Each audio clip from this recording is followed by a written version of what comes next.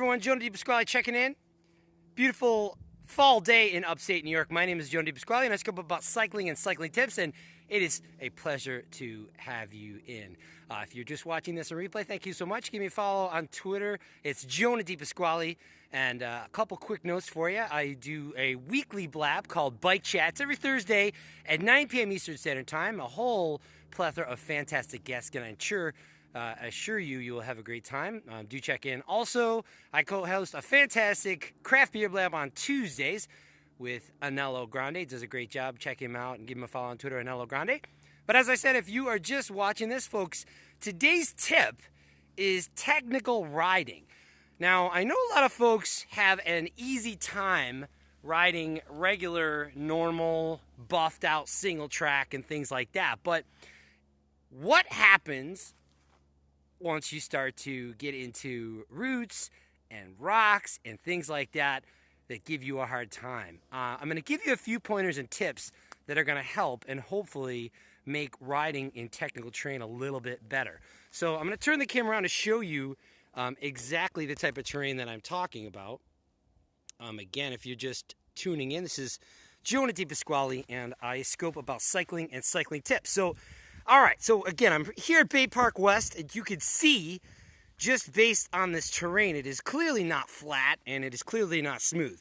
Now, here is something that is typically going to be a big factor in giving folks trouble. It is the trail goes this way, and notice the route goes this way. Well, the whole theory is that obviously if you're not paying particular attention, you come at it, if my hand represents the tire, what's going to happen is, and here's some riders coming through now. This is a perfect example. So you notice how they keep the pedals moving? And there he goes. Good job. The whole theory with riding technical terrain is you do want to try to keep the bike moving. It is something that does make life a lot easier. You do want to look ahead. And let's use these riders, for example, as they come through now. And notice how they're keeping their bikes moving. Again, they're trying to pick a fairly decent line. And around they go. So it's just perfect timing. And there you go. Notice again, each time these riders come through, they're doing a fantastic job at keeping the bike moving. Now also, here's another tip. Any snow sports people out there, any skiers, any snowboarders, anybody ever out there in the audience skied bumps or moguls? This is a pretty good example if we're coming down this trail. Notice, again, the line is right here. If you follow my finger, you can kind of see where the line is. Now, again, even though you come up to this large rock that's in front of me, that's obviously not some place that you want to go. Now, gang, here is the last tip that I want to point out. Again, this is Jonah DePasquale, and I'm giving you some tips on riding technical terrain, is don't look at that object, okay? If you're looking at that object, that's exactly where you're going to go.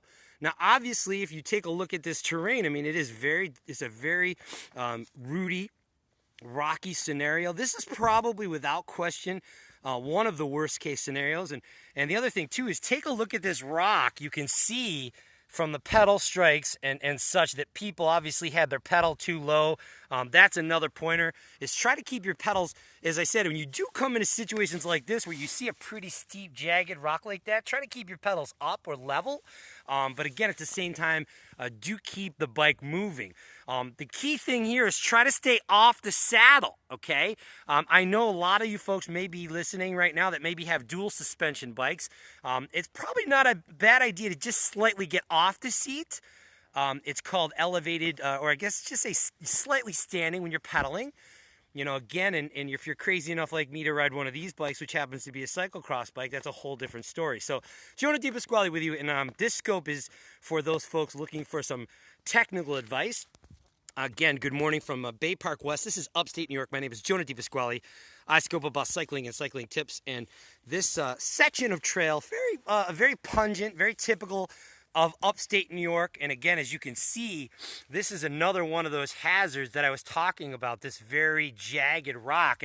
And you know, again, this right here, this is, I'm sure this particular rock has probably claimed a number of tires without question. So let's do a recap. I mean, when you roll into a technical section, the key thing is to try to keep a moderate pace. You want to be looking ahead.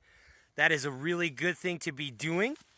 As I said, try to be light on the pedals, and again, try to pick that line accordingly. As I said, as I'm approaching the section of single track from a different section, you want to try to follow my finger. The line here, it's kind of hard to see, but if you do slightly follow that, you'll be able to notice that. Now, again, I would say you got to work your way into this. Certainly, if you're not very comfortable with technical situations, it is probably not a bad idea to get off the bike and walk. And again, there's no shame in that. Not at all. I'm going to turn the camera back around again. So I hope that you found that helpful. As I said, Jonah DiPasquale with you. Good morning. I should say good afternoon. I scope about cycling and cycling tips. Please give me a follow on Twitter. It's Jonah DiPasquale. Also, jump on my YouTube channel. I've got a lot of great replays of some of the past scopes that I've done. And also, lastly, I do a wonderful bike chat every Thursday, 9 p.m. Eastern Standard Time, with a phenomenal co-host, Anello Grande, who also does a great blab on Tuesdays, craft beer blab.